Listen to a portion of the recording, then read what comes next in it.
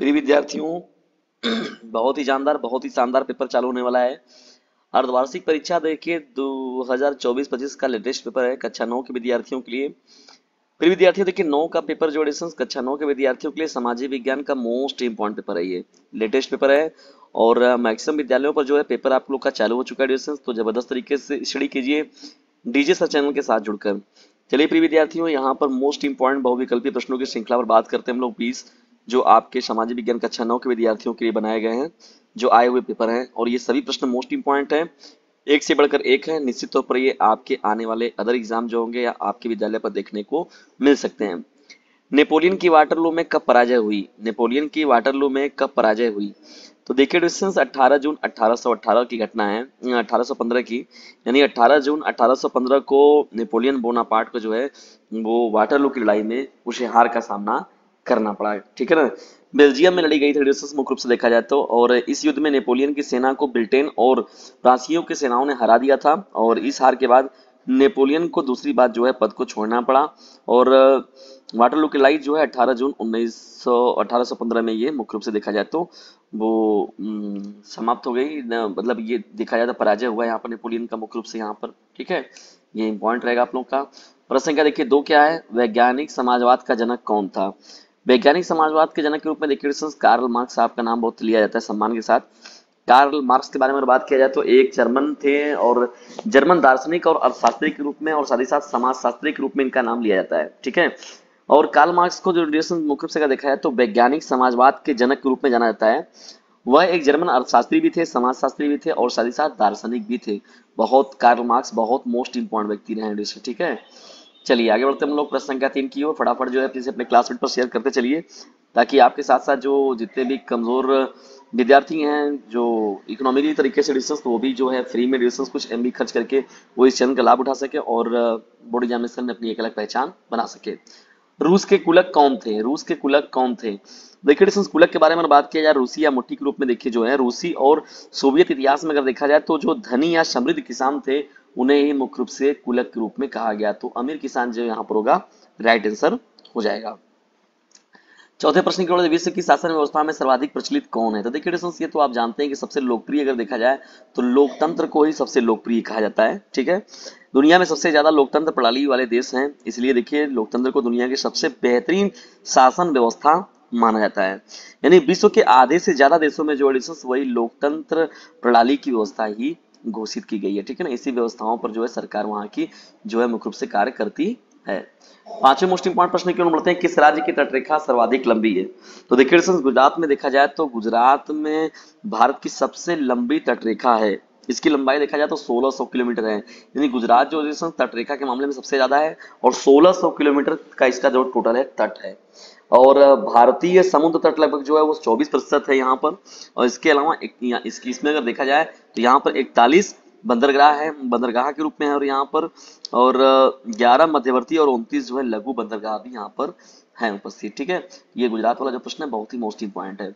भारत में सर्वाधिक वर्षा होती है तो जानते हैं कि कहाँ होता है? मेघालय में होता है। और मेघालय में मेघालय का एक जगह है जिसमें मासिन राम है, वहां पर समझ लीजिए 24 घंटे बारिश ही बारिश होता रहता है। यानी दुनिया में सबसे ज्यादा नमी वाली जगह के तौर पर अगर देखा जाए तो Guinness book of world records में जो है डिस्टेंस भारत का मेघालय में जो मासिन राम है उसका नाम दर्ज है। यानी Guinness book of world record में भी जो है भारत का जो राज्य है मेघालय, मेघालय का जो जगह है मासिन राम, उसका नाम उसमें दर्ज है। ठीक है दोस्तों, बहुत ही जबरदस्त यहाँ पर बारिश होती है। ठीक है ना, चलिए आगे बढ़ा जाए। पश्चिमी घाट की सबसे ऊंची चोटी कौन सी है? देखिए पश्चिमी घाट की देखा जाए तो पश्चिमी घाट की देखा जाए तो पश्चिमी घाट के रूप में यहाँ पर तो पश्चिमी घाट की सबसे ऊंची चोटी जो है देखिए अनाई मुड़ी है। कौन है? अनाई मुड़ी। ठीक है ना, ये आपका हो जाएगा अनाई मुड़ी। कहाँ गया आपका? अनाई मुड़ी जो होगा आपका राइट आंसर हो जाएगा। यानी अनाई मुड़ी देखिए मुख्य रूप से देखिए ये जो है इंपॉर्टेंट हो जाएगा आप लोग का। लोकतंत्र के लिए आवश्यक है। लोकतंत्र के सबको मत का अधिकार, सबके मत का समान मूल्य, सबको चुनाव लड़ने का अधिकार। देखिए उपयुक्त सभी जो ऑप्शन होगा आपका डिस्टेंस ये अप्रोप्रिएट लग रहा है, यही आपका राइट होगा भी। चलिए फटाफट बढ़ते हैं नोटिस। लेकिन लाइक और शेयर आप लोग नहीं करते हैं, ये गलत बात है डिस्टेंस।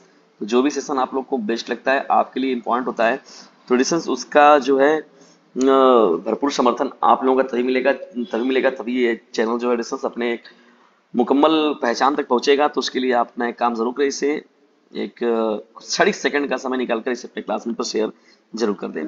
भारत में हरित क्रांति 1960 के दशक में देखा जाए डिस्टेंस तो मुख्य रूप से ये एंट्री किया, तो वर्ष 1960 वाला जो प्रश्न होगा आपका, ये आपका राइट हो जाएगा। यानी हरित क्रांति की शुरुआत मुख्य रूप से देखा जाए तो ये 1960 के दशक में के आखिरी दौर में ही हुआ है, मतलब 1968 में मुख्य रूप से देखा जाए तो यहाँ पर स्टार्ट किया गया।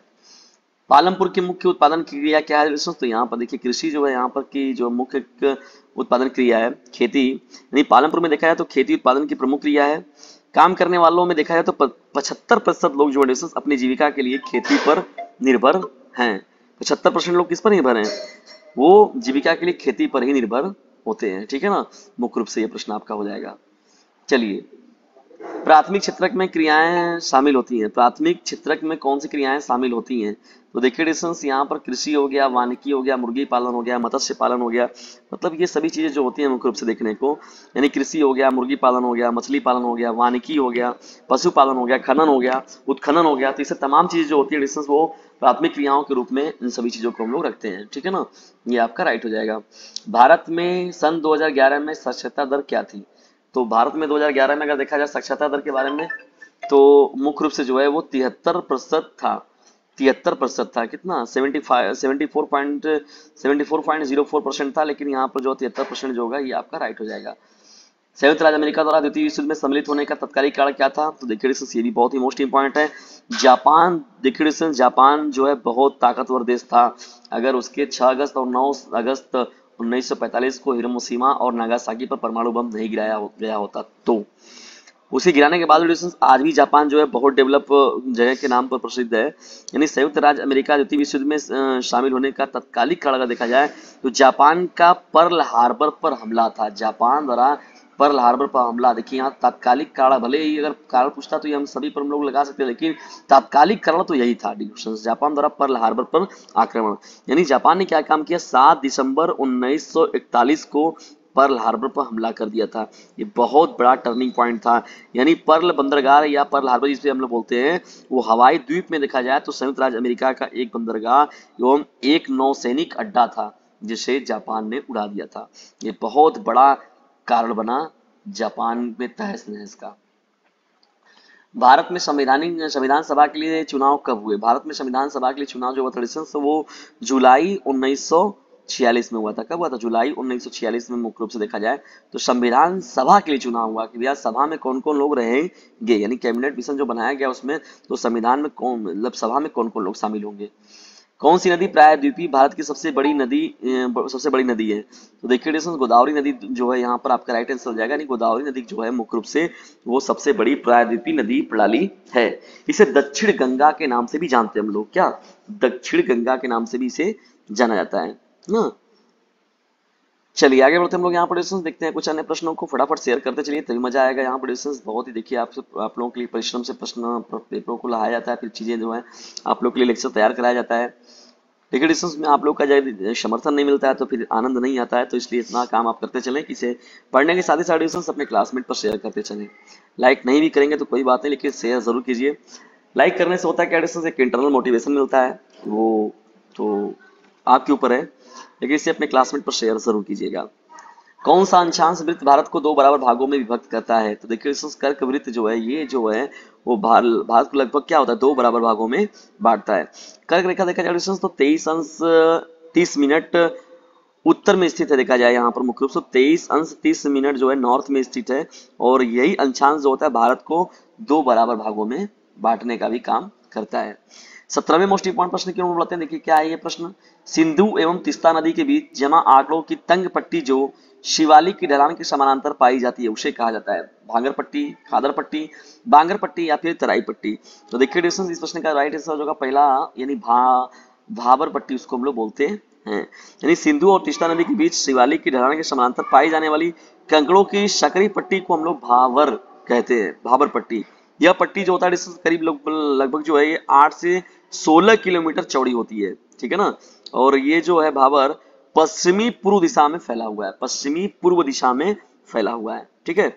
मोस्ट इंपॉर्टेंट रहेगा ये आप लोगों का, राइट रहेगा, और बहुत ही जानदार प्रश्न है ये भी आप लोगों का। चलिए हम लोग बढ़ते हैं आगे। यहाँ पर 18वां देखिए प्रश्न क्या है? प्रस्तावना में किस प्रकार के न्याय का निर्माण का वर्णन किया गया है? यानी प्रस्तावना में किस प्रकार के न्याय का निर्माण का वर्णन किया गया है? तो देखिए सामाजिक, आर्थिक एवं राजनीतिक। तो सामाजिक, आर्थिक एवं राजनीतिक जो होगा इस प्रश्न का राइट आंसर हो जाएगा। चलिए आगे बढ़ते हम लोग। यहाँ पर डिस्टेंस देखिए, प्रच्छन्न बेरोजगारी क्षेत्र में कौन होता है? तो देखिए यहाँ डिस्टेंस मुख्य रूप से देखा जाए तो इसमें जो है भारत में कृषि और असंगठित क्षेत्रों में देखिए मुख्य रूप से प्रच्छन्न बेरोजगारी देखा जाए तो देखिए कृषि यहाँ पर जो होगा आपका राइट आंसर हो जाएगा। ठीक है, चलिए आगे बढ़ते हैं हम लोग। फ्रांस की महिलाओं को मताधिकार कब प्राप्त हुआ? तो देखिए डिस्टेंस यहाँ पर जो है 1945 में मुख्य रूप से फ्रांस की महिलाओं को मताधिकार प्राप्त किया दिया गया। और 21 फरवरी के मतलब फरवरी के रूप में नहीं, मतलब 21 फरवरी नहीं डेट था, वो 21 अक्टूबर था।